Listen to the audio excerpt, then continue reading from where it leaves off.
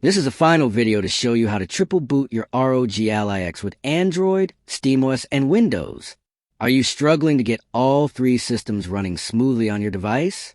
The problem usually happens because the default setup doesn't allow multiple operating systems to coexist without conflicts, and most guides online are long, confusing, and full of technical steps that are hard to follow. On Rexish, I'll show you a simple trick that makes the process fast and reliable without risking your data. With just a few clear steps, you can install Android, SteamOS, and Windows on the same ROG Ally X and switch between them easily.